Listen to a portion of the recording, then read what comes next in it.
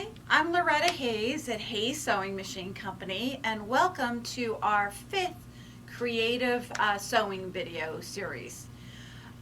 So today our topic is the basics of machine quilting ruler work. We've had lots and lots of you been bringing your quilt tops in that you've been working out of your stash from the pandemic. So we've been getting to see a lot of your quilt tops, but we want to see a lot of your quilts. And this demo is literally designed for getting those quilt tops done. So one of the things that I love about ruler work is what used to be a long arm only technique is now something that we can do on any domestic machine. And it's not a one that you have to do entirely ruler work. What is fun about it is you can quilt an entire quilt with ruler work, but you can also simply use it to fill in spaces. So on this particular quilt, I did a lot of curved quilting work. But then I had this really large white space that I wanted to do something interesting in it rather than just say a fill with stippling or whatnot. And so this design was created by using a circle template and running it for, 8 times. Once I had this done, then these little squares on points looked like, oh, they needed something to be done in them. So I took and did a littler circle and only did 4. And of course, once those were done, the little triangles on the edges felt like they needed something. So we just stuck a little circle in there. So you can use your ruler work to just fill in negative space, but you can also use it to completely quilt a project. So on this table runner, we have circles on basically the dark side of the table runner, and then we have straight line work on the other side. And both of these were done with rulers. This side was not done with the walking foot. It was done just with rulers. And over here on this table runner, all of this terrific fill for the background was also created with the ruler work, and then our little loops were also were done with ruler work. So nothing on this table runner was done with a walking foot. It was entirely done with a ruler. And so on the back side, you can really see what was done with a ruler. So let's get into the basics of doing ruler work. The first thing that you need if you are doing ruler work is you need rulers that are specifically designed for doing this. So the very first time I heard of ruler work, I was so excited that I ran up to my machine. I got a free motion foot and a rotary ruler out, and I'm like, I'm ready to go. I'm going to go ahead and do this. And about 30 seconds in, needle hits ruler, cracked the ruler in half, shattered the needle. Luckily, the machine was fine. And then I realized that I needed to know a little bit more about ruler work before I got started. So what you need to know is the first thing is you need to have a free motion foot for your machine that is specifically designed for ruler work. So to give you an idea, there are basically 3 types of ruler work feet, but they are all the same in one particular area. So you can see on the foot here that this is much higher than a standard free motion foot. And because of that, when we place a ruler up against it, the ruler will only go to the edge of the foot. It will not hop and go up over where the needle can go. So the 3 most common types of ruler feet that we sell are the Bernina ruler foot, which is foot number 72. The ruler foot, what's fun about this foot is it now is available in a vintage number 72. So for those of you who have older Berninas where you are always having to kind of adapt a generic foot, you can now get a vintage 72 for your like old 1230, a 1530, 1630, that kind of thing. If you have questions about which 72 foot, you can simply call the store. Now, those are for Berninas, and they're only for Berninas. These 2 feet are what we refer to, this one is a low bar ruler foot, and will fit on any machine that accepts low bar feet. So basically that means that the screw that you tighten up your presser foot with is going to be about 1/2 inch from the base of your sewing machine. The next one is a high bar ruler foot, and you can see the shank is much larger. So when you tighten up the screw on the base of, to attach your foot, you'll notice that your foot, if you have a high bar foot, the screw is about 1 inch above.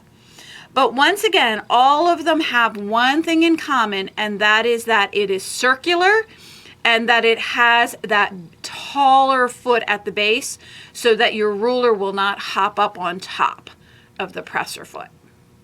All right, so let's go ahead and put one of these feet on.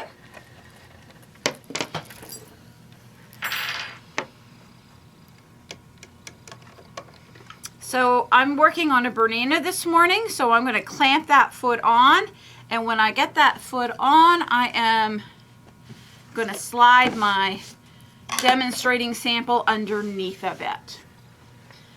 Bernina feet take a 1/4 inch ruler. So this is the size ruler that long armers use.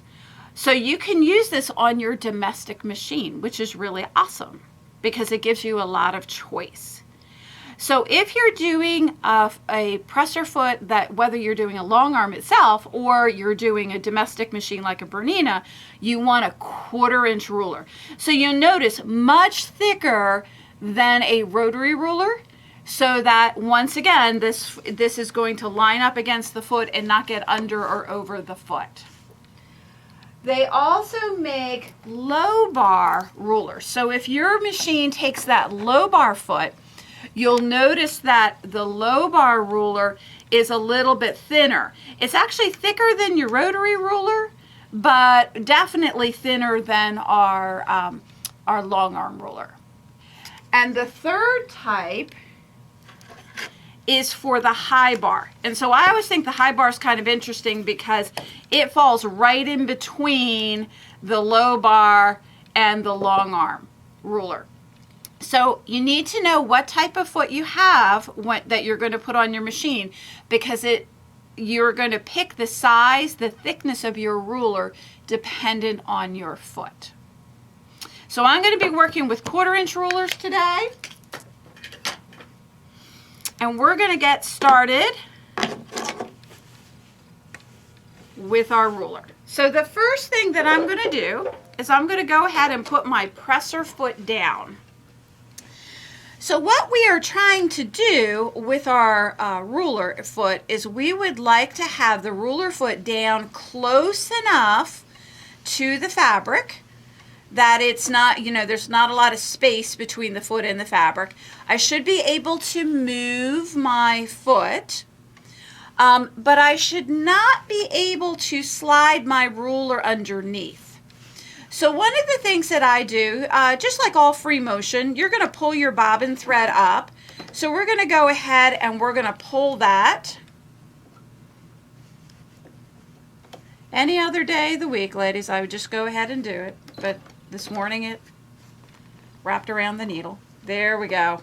All right, so we're going to pull our bobbin thread up.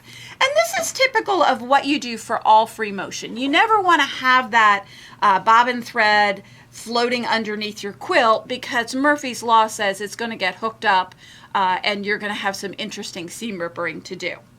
So what I do is I pull that up, I'm going to then take it, wrap it around my fingers, and I'm going to do a couple of stitches, just a little hitch, just to kind of anchor it in. Now, if you are doing a quilt that is for the kids to wrap up in front of the TV, that kind of thing, basically not a quilt that's going to be put into a show, then I would just anchor it and go ahead and clip those threads off and get those threads off out of the way. If you're doing a show quilt, in other words, it's going to be judged, then you want to take it and leave those tails long so that you can put them on a hand needle and put them through in the batting layer later on. Now, here is the joy of doing ruler work. I've got my presser foot down. I've tested it to make certain that I've got my my ruler so it won't go underneath the foot. And I'm now going to start stitching. So what I'd like you to think about is what is involved if you are doing a square on, say, like a log cabin. Maybe you did a log cabin quilt, you have 30 blocks, and you've got that little square in the center, and you think, oh, I'd like to highlight that square. If you're doing it with your feed dogs up and a walking foot, you would sew down about 1.5 inches. You would sink your needle. You would then take your quilt, pivot the quilt, you'd sew down about 1.5 inches, you'd sink your needle, you'd pivot the quilt, and then you do it a 4th time to complete the square. Which is fine if you're doing it on this little sample, but we're doing it on a whole quilt, so we're having to shove the quilt all the way through the free arm of the machine. That is why RulerWorks is wonderful. If I wanted to accent that little square, all I'm going to do is I'm going to take my ruler and I'm going to lay it up next to the seam and I'm going to sew down. Now, mind you, ladies, I am moving the fabric myself, so I'm moving the material. There's no feed dogs involved here. So if your feed dogs are down, then the question is, how do you get the fabric to move so easily? And the best thing to help you with that is a product called Handy Grip. It is done for long arm rulers. It's done by the Handy Quilter Company. And it's designed so that you can cut sections of it and you can apply it to the back side of your ruler. It's kind of a clear sandpaper, but it never rubs off. You know, sandpaper eventually would rub off. This never rubs off. And because of it, it grips the material. So if I put my ruler onto the fabric here and I try and push the fabric, I can push it a little bit, but you see how the ruler slides on top? If you put the grip on, you can then take it and you can move, with one finger, you can move that whole quilt. So the grip on the ruler is going to help you maneuver the fabric. Then you're going to come around. So I've got done imagining our square again. I'm going to come down to the corner, and now instead of turning my quilt, I'm simply going to take my ruler and I'm going to move my ruler to the front of the foot. So we can take off and we would sew the length of our square. Now we would need to go back. So normally we would be pivoting the quilt, but with ruler work, we're just going to pivot the ruler. We're going to come in and we're going to go backwards, following the edge of that seam. And then my last one, I would come along and I would stitch in and I would come to the corner. So you can see how something as simple as a straight ruler would allow you to go in and do details on your quilt that would otherwise really be a lot of labor and, you know, a lot of work. One of the other things that I love about straight line work is you can do, you know, it's not just straight line. You could do triangles, hexagons, whatever. So you could come in and you could work on your ruler like this. So if I come in and maybe I'm doing a border, I could come in and I could sew up from one, if you can imagine, this is the edge of my border. I could sew from one edge of my border to the next edge of my border. And then I could go ahead and I could move my ruler and I could come in and I would go to the next one. And so once again, you get rid of that rock and roll with your quilt. You're simply pivoting your ruler to make the shape that you would like.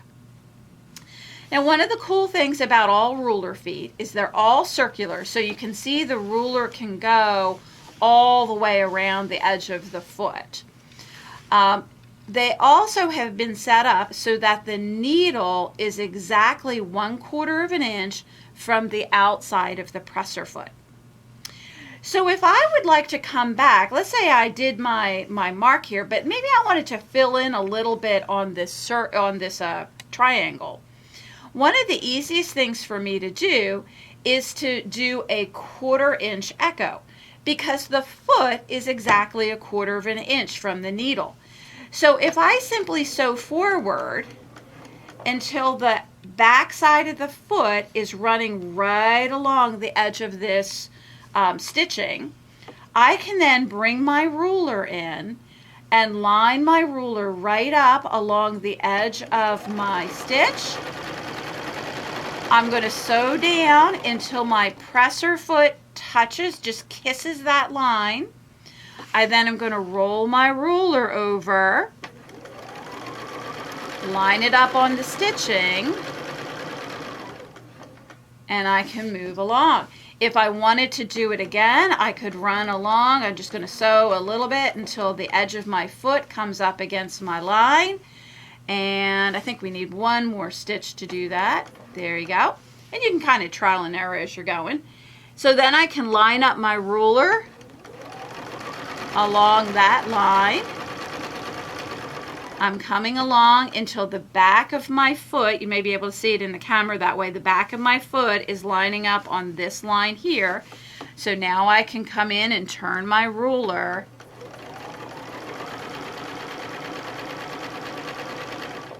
and just that easily we have done echoing on the quilting. So super, super simple. I also find that a 1/2 inch spacing is very easy for quilters to do, because I find most quilters at about 30 feet can see a perfect 1/4 inch. You know, we look at our seams and we go, oh, that's off a tad, or, you know, I'm a little bit too big or a little bit too small. So one of the things that I can do is if I'm stitching along, if I'm doing a 1/2 inch, I know that I've got a 1/4 inch from the needle to the edge of the foot, but I can eyeball from the stitching line to the outside edge of the foot. I can eyeball that 1/4 inch. So 1/4 inch to the edge of the foot and another 1/4 inch to the needle gives me a 1/2 inch. It's also fabulous. The ruler companies have put all of these great lines on here. So these lines are set up in 1/4 inch increments. So if I want to line up on a 1/2 inch, okay, I'm going to be lining up on the first line, which is slightly counterintuitive, because you look at it and go, if you're looking at it for cutting purposes, you say, oh, that's a 1/4 inch. But remember, we're always sewing a 1/4 inch to the needle. So we have a 1/4 inch to the edge of the ruler and a 1/4 inch to the needle of in the middle of the foot. So boom, here we go. We line that up. I'm lining up my first line on the ruler. I can sew along. I'll eyeball it so that I'm stopping about a 1/4 inch from there. I can flip my ruler. If I'm not perfect, I can do one more stitch. Now I'm perfect.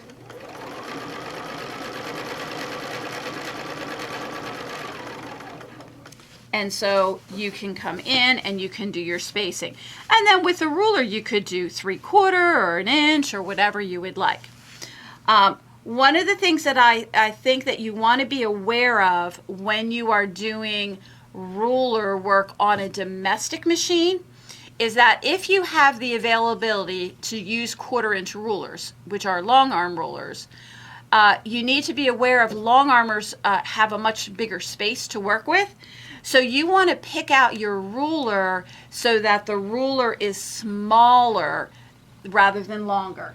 Just to kind of give you an idea, we're going to show you a wave ruler here. Okay, so this is a long arm ruler, which I could use. It would work if I ran it this way. But you see, if I run it this way, I'm going to hit the inside of my machine. on there. So a better choice if you're doing this on a domestic machine would be to select a ruler that is a little bit shorter. So the mind says, oh, I want the longest ruler possible because then I don't have to shift it as often. But in practical terms, a shorter ruler is always better for a domestic machine.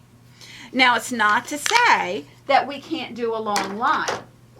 So if we come in and we're doing a long line, we can go ahead and we can sew. And I usually try not to get right to the edge of my ruler. If I was going to continue down this line, I would simply stop an inch or so before, and then I'd slide my ruler down, and I would work my way along. And for those of you who are always, really critical about your stitching in the ditch, you think, oh, I got up on the high side of my ditch when I was using my walking foot, you might want to try ruler work because you don't ever get that little hitch where you've shifted your quilt because you're leading up against a hard edge. It keeps you straight all the time. So, number one ruler for you to get if you're going to try free motion ruler work is a straight ruler. It sounds boring, but it's the ruler that you're going to use the most. The second most popular ruler is a circle, because no matter how much I practice, I am never going to get perfect geometric circles in free motion. However, with a quilting ruler, I can get perfect geometric circles almost instantly. You might have to practice one circle and then you're ready to go. Now, what's interesting is you'll find circles are done differently for different companies. So Handy Quilter does a couple of rulers like this. This one is called Swiss cheese, and there's another Swiss cheese ruler that's called a big Swiss cheese that has just larger circles on it. It's maybe about 2 inches bigger on each side. So these rulers, you have multiple circles on one ruler. They also have a nice little slit on it, and I'll show you what that slit is going to be used for. Other companies do their circles where they do individual rulers. So when you look at the back of the package where you've got your circles, you'll have you've got 4 sizes of circles here, but you have 4 individual rulers.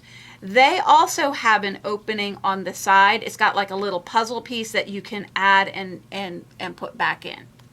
Take it out and put back in. All right, so you've picked your ruler. You've got your circle ruler. How do we use it? So if we're doing a circle where we are going to be continuing the quilting line that I've just done, one of the cool things is these openings. So I'm going to pick up my presser foot. Okay, my needle's still attached in. Do you see why the openings are so awesome, ladies? It's awesome. You can pop those in without breaking your thread. Now, when you go to put your foot down, make sure you're kind of in the middle of the circle so that you're not going to sit the foot down right on the circle. Then we can come in and we can line up. And I typically line up against the opening so that I don't get a little bump in my circle. And so I can then go and I can simply sew around the circle. I'm doing a little bit of pressure to the edge of my ruler, and you get perfect circles with no practice, which is awesome. Now, think about circles. You could do a bunch of circles like we did for the table runner. So this one, I think it'll be easier for you to see on that side.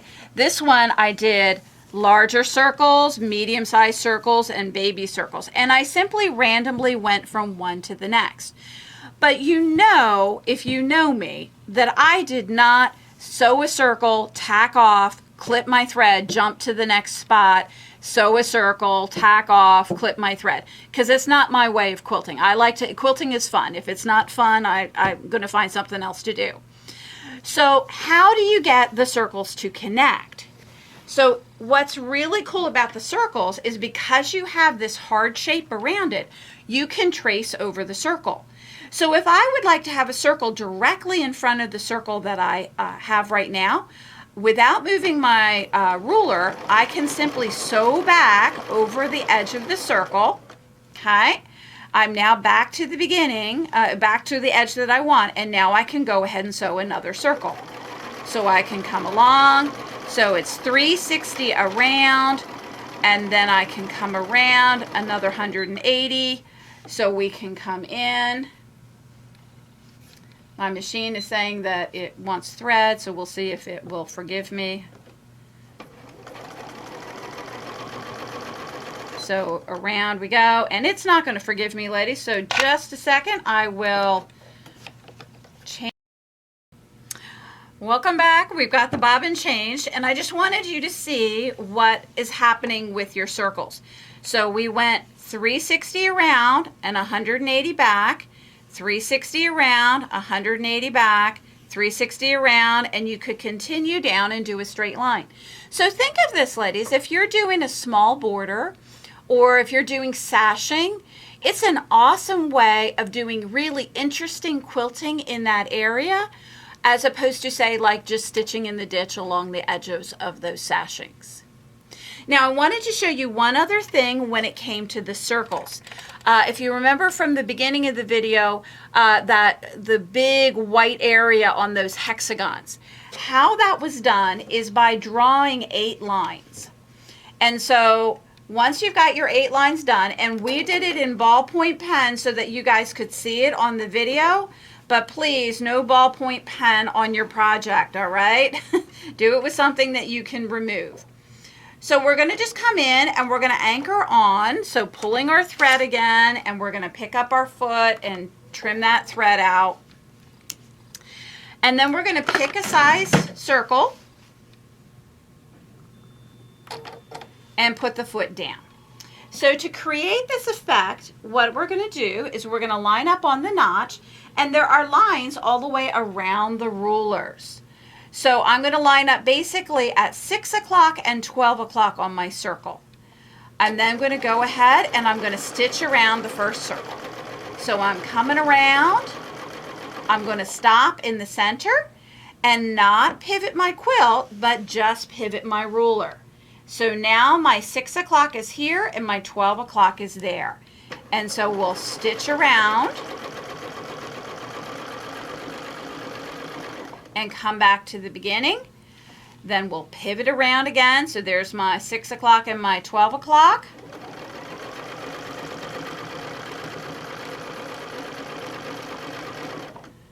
Then we'll pivot around again. So we're just working around. We're going to actually do this 8 times. And it does not matter which way you go around the circle. I find my brain goes one way for a little while and then it changes and goes the other way. It's fine so long as you sew a whole circle. And so we'll come along and go into here.